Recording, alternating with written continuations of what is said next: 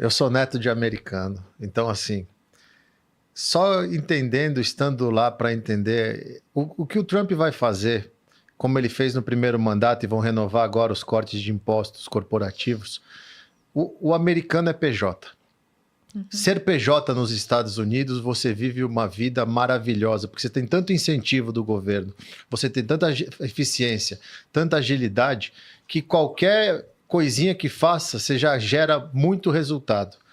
Você pode ter certeza que a segunda etapa, que vai ainda, deve ser esse ano ainda, por ter maioria na Câmara e no Senado, vai ser, num dado momento, quando essas coisas estiverem estabilizadas, um pacote enorme de corte de impostos. Corte de impostos corporativos, porque daí o cara da corporação vai contratar mais, tanto que já tem mais de $1 trilhão de empresas como a TSMC, o banco japonês lá SoftBank, Apple, a própria a Ford, está trazendo empresa automobilística que estava no Canadá e no México, voltando para Detroit, e ele vai dar incentivo, vai falar, meu amigo, gera emprego, contrata e começa a fazer aqui. E vou cortando imposto o máximo possível para quê? Não vou chegar no preço da China, porque o chinês até hoje trabalha 24 horas por $1 a hora. Não vou chegar nisso. Mas vai ser muito competitivo, você ainda vai ter margem para ter lucro. Por isso que tudo que está acontecendo, nenhuma casa ainda, saiu essa semana a Morgan Stanley, saiu o Goldman, revisou EPS, que é o lucro por ação das empresas do S&P, para baixo. A Goldman, o Morgan Stanley, todos eles, com tudo isso que está acontecendo nesse momento, ainda tem o EPS do S&P crescendo 2 dígitos esse ano. Porque vai vir incentivo a rodo para a indústria.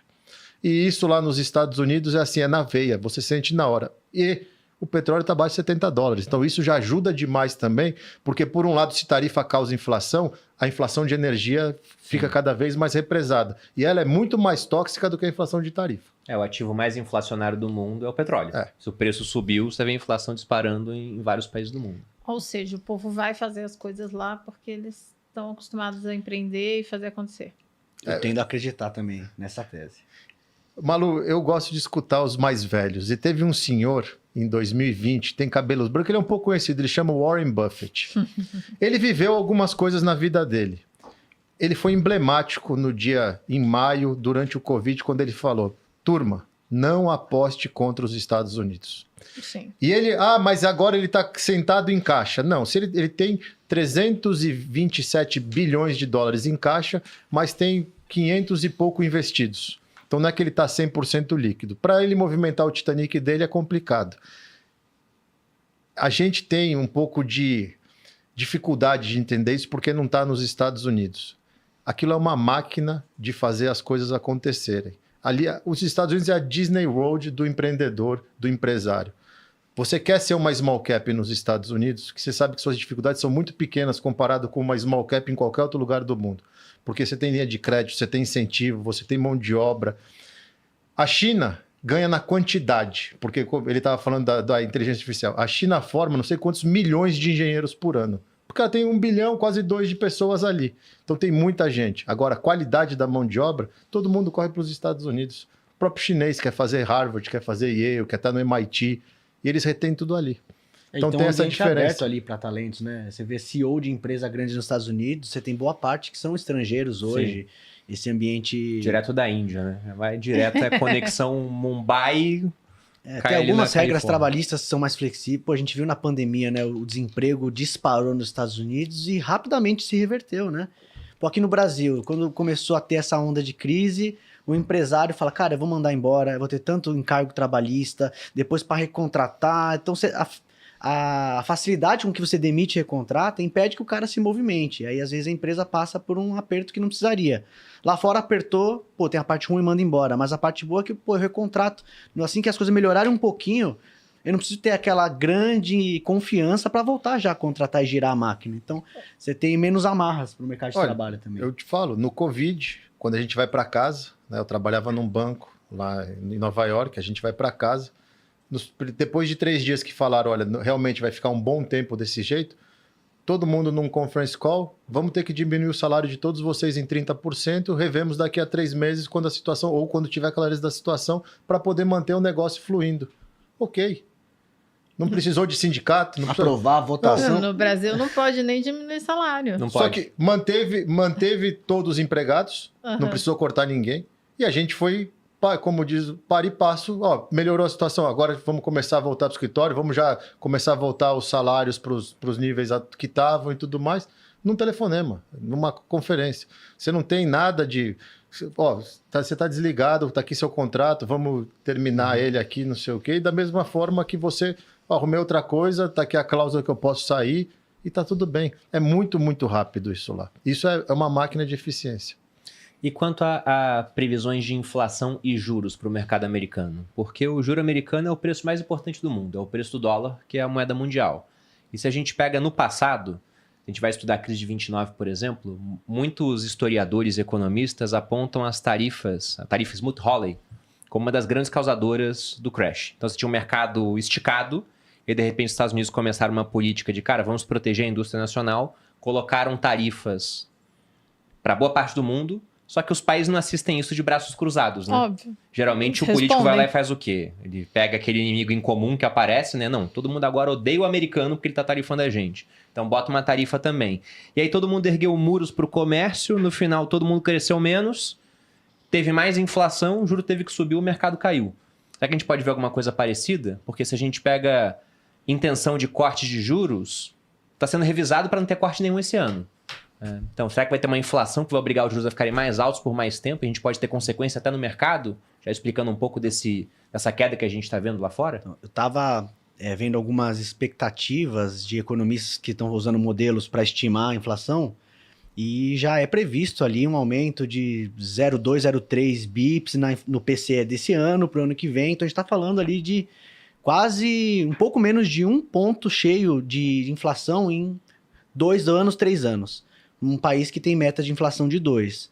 Então isso já está mexendo, obviamente, com a expectativa futura dos juros, da própria inflação.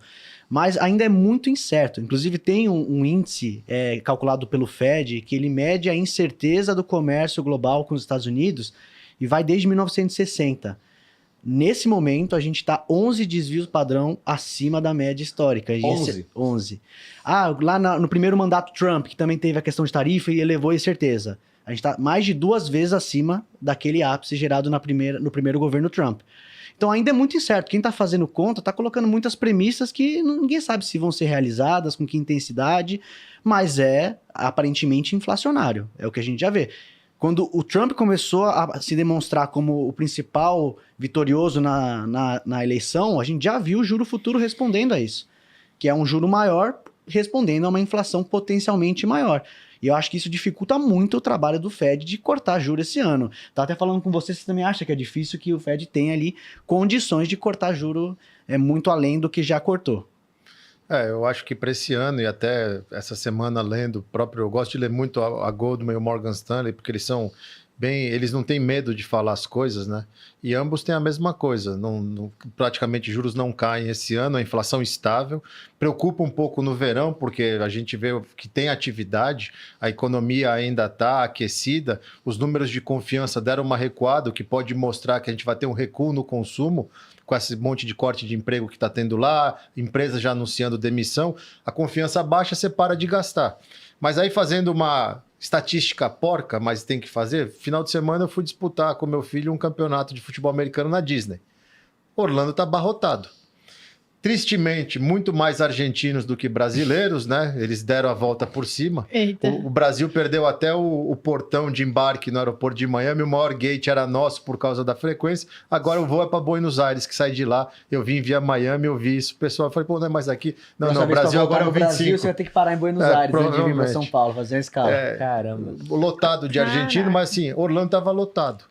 E isso é um termômetro entre aspas, porque o verão passado, por exemplo, eu fui dar uma palestra em Orlando e todo mundo estava reclamando que foi um verão muito abaixo do esperado. E agora, estamos em março, estava lotado de trânsito entre Disney e um lugar, 1 hora de trânsito mesmo, cheio de carro e tudo mais. A atividade americana continua preocupando e com isso o Fed não precisa cortar. Agora, Bruno, faz 2 anos que os juros estão subindo e tão altos e a bolsa sobe.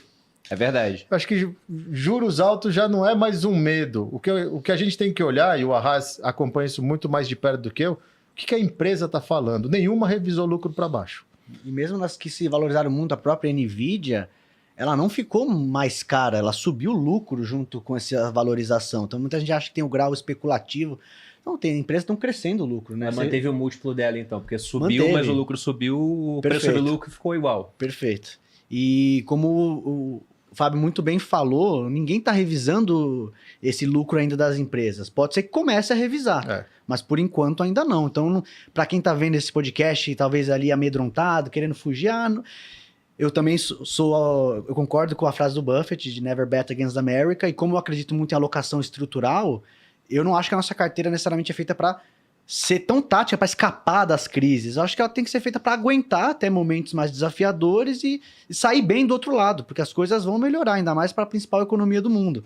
Então é um mercado que acaba sendo um risco maior você estar de fora, de maneira irrestrita.